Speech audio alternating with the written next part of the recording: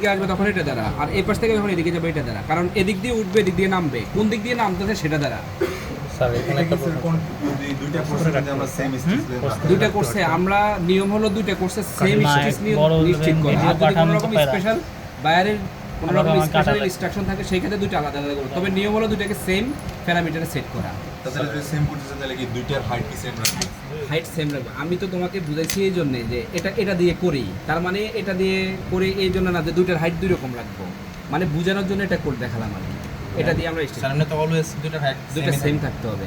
তাহলে দুইটা আলাদা রাখি কোর্স করলে মানে একটা কোর্সের লুপ লেন্থ বড় হবে, আরেকটা কোর্সের ফেব্রিকটা ব্যালেন্স হবে, কোয়ালিটি ফেব্রিক হবে, কোয়ালিটি হবে না।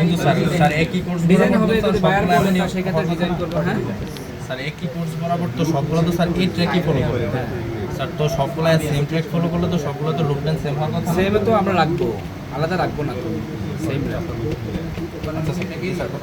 মানে আমি যদি স্টিচ আর লুপ, এটা হলো একটা লুপ যখন একটা লুপের সাথে ইন্টারলুপিং আবদ্ধ হয় তখন সেটাকে আমরা বলি স্টিচ। এটা হলো স্টিচ আর এটা হলো লুপ। তাহলে একটা লুপ তৈরি করতে যতটুকু লেন্থের ইয়ার্ন লাগে তাকে বলে লুপ লেন্থ, আর একটা স্টিচ ফর্ম করতে যতটুকু লেন্থের ইয়ার্ন লাগে তাকে স্টিচ লেন্থ বলে। তাহলে স্টিচ লেন্থ আর লুপ লেন্থের মধ্যে পার্থক্য কি? এই যে স্টিচ ফর্ম করার জন্য কোন এরিয়াটা সরাসরি, এই যে এটা টপ, আর এই যে এটাকে বলি আমরা কি বলি, ফিট বলি, এটাকে ক্রাউন বলি। তাহলে যে এখান থেকে শুরু করে পুরো এরিয়া কভার করে যতটুকু এরিয়া নিয়ে স্টিচ লেন্থের ব্যাপকতা সেটা স্টিচ লেন্থ, বা যতটুকু এরিয়া জুড়ে স্টিচ ফর্ম করে আছে সেটা স্টিচ লেন্থ। দুইটা কাছাকাছি বলতে আমরা সেম হিসেবে বিবেচনা করি, কিন্তু সংজ্ঞা লেখার ক্ষেত্রে আলাদাভাবে লিখি। আচ্ছা এতটুকু বুঝছি। তাহলে এই ক্যামের মধ্যে আমরা অনেক কাজ করতে পারি, স্টিচ লেন্থ অ্যাডজাস্ট করতে পারি, নিট করতে পারি, টাক করতে পারি, মিস করতে পারি। এবার আসি বিশেষ কাজে। তোমাকে বললো সিঙ্গেল গ্লাসে টিউব ফেব্রিক তৈরি করতে, বলবো যে সিঙ্গেল গ্লাসে টিউব ফেব্রিক তৈরি করার ক্যাম ডিজাইন, চারটা বেসিক টাইপের বলছিল ওইটা একটু। আচ্ছা এটা হলো আমাদের এই যে এটা আমরা এবার এখানে এটাকে সহজভাবে আঁকি। হ্যাঁ, এটা হলো আমাদের নিট ক্যাম, আর এটা হলো আমাদের কি ক্যাম জানো? তাহলে নিট ক্যাম আর আফথ্রো ক্যাম আঁকলে তো হলো, এখানে তো স্টিচ ক্যামের কোনো প্রয়োজন নাই। আচ্ছা এখানে ঠিক তাই আঁকলাম, এটাও ঠিক তাই। ওকে, তাহলে এই যে এটা টান দিলাম, দুইটা নিডেল আঁকলাম, ওকে। নিডেলের পার্ট এটা, এই নিডেলের পার্ট এটা, ঠিক আছে। এটা হলো নিডেলের পার্ট। এখন আমি যদি এটাকে এদিক থেকে এদিকে টান দেই, এই যে প্রথম এদিক থেকে এদিকে টান দিলাম, এটা এদিক থেকে এদিকে যাচ্ছে, যাওয়ার ক্ষেত্রে এটা ইনেকটিভ করে দিলাম, এটা ইনেকটিভ করে দিলাম। তো এদিক থেকে এদিকে যাওয়ার ক্ষেত্রে এই আফথ্রোগ্যাম ইনেকটিভ, তার মানে এটা কি করবে? মিস। আর এটা কি করবে? নিট। তাহলে কোন বেডে নিডেল উঠবে? তাহলে এই ফ্রন্ট বেডে নিডেল যদি উঠে তাহলে লুপ এভাবে তৈরি হলো না? এই পাশে নিডেল উঠার কারণে এক বেডে নিডেল দ্বারা লুপ তৈরি হলো, তার মানে এক বেডের নিডেল দ্বারা লুপ তৈরি হলে তাহলে এক সেট নিডেল দ্বারা লুপ তৈরি হতে হলে ফেব্রিক তৈরি হলে সেটা কি? Single jersey. ওকে, তাহলে এদিক থেকে আসার সময় ফ্রন্ট বেড লুপ তৈরি করলো নিডেলগুলো। এখন আবার এই ক্যাম ক্যারেজটা এখন এই পাশে আছে, নিডেল সবগুলো চলে আসলো এই পাশে, এই নিডেলগুলো তো এটার ভিতর দিয়ে পাস হয়ে এখন এই পাশে চলে আসছে। আবার যদি এদিক থেকে এদিকে টান দেই তখন এই পাশে নিডেল যেগুলো আছে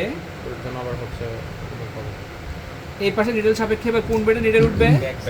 ব্যাক বেডে। তাহলে যে সুতাটা দ্বারা ফ্রন্ট বেডে নিডেলগুলো লুপ তৈরি করলো সেই সুতাটাতে এবার ব্যাক বেডে ট্রান্সফার হয়ে যাবে নাকি? এই যে ট্রান্সফার হয়ে গেল, হয়ে যাওয়ার কারণে ফ্রন্ট বেডে সিঙ্গেল জার্সি, ব্যাক বেডে সিঙ্গেল জার্সি, সাইডে ট্রান্সফার হয়ে যাওয়ার কারণে লিঙ্ক, আর মধ্যখানে ফাঁকা সিঙ্গেল জার্সি টিউবুলার।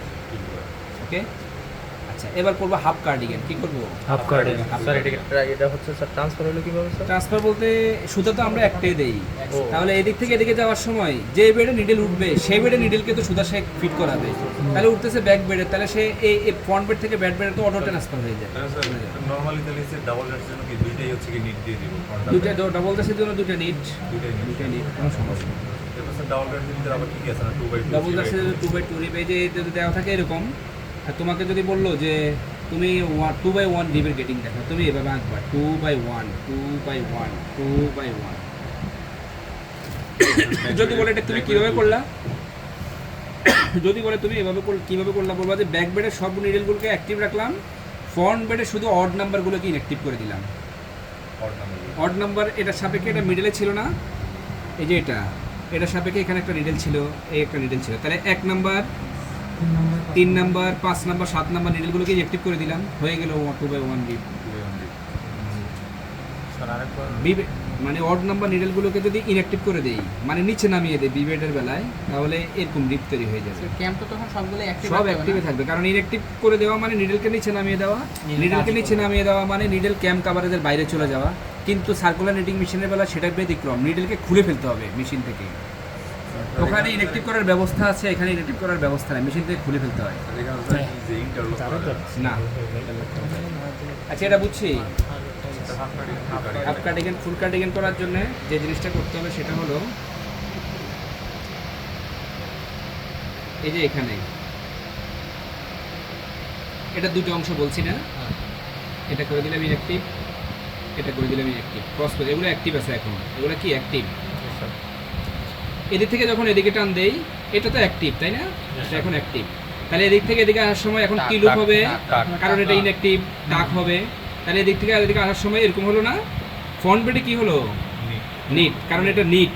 এদিক থেকে যখন এদিকে যাবে এটা অ্যাক্টিভ, এটা ইনঅ্যাক্টিভ। তাহলে এটাও অ্যাক্টিভ, এটাও অ্যাক্টিভ, এটাও অ্যাক্টিভ, উপরের দিকে উঠে নিট লুপ তৈরি করলো। আর ব্যাক বেডের মধ্যে উপরে উঠলো, কিন্তু এটা ইনঅ্যাক্টিভ, যার জন্য এদিক দিয়ে চলে যাবে। তাহলে এরকম হলো না, এ NEET tuck, knit tuck, knit টাক। তাহলে ফ্রন্ট বেডে নিট, ব্যাক বেডে টাক। এটা হলো ফার্স্ট কোর্স, ঠিক আছে। আর যদি এটা হলো তোমার, এবার যদি সেকেন্ড কোর্সের বেলা এদিক থেকে যদি এবার এদিকে আসে, তাহলে এবার এটা কি করবে, নিট। এটা কি করবে, টাক। তাহলে সেকেন্ড কোর্সের সময় কি করলো, ব্যাক বেডে নিট, ফ্রন্ট বেডে টাক, ব্যাক বেডে নিট, ফ্রন্ট বেডে টাক, ব্যাক বেডে নিট, ফ্রন্ট বেডে টাক। এটা হলো ফুল কার্ডিগানের ডিজাইন। আর হাফ কার্ডিগানের মধ্যে first course knit knit knit knit, second course tuck knit tuck knit tuck. এবার তুমি বুঝতে পারতেছো কীভাবে কী করবে। ফার্স্ট কোর্সের সময় বোধ এটা দুটোই অ্যাক্টিভ, সেকেন্ড কোর্সের সময় হয় ব্যাক বেডে টাক করে দিব, না হয় ফ্রন্ট বেডের মধ্যে টাক করে দিব, হয়ে যাবে হাফ কার্ডিগান।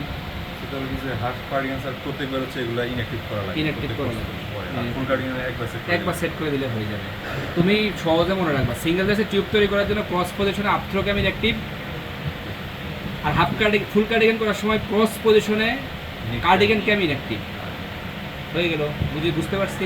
ক্লিয়ার, বিবেট ক্লিয়ার। আচ্ছা।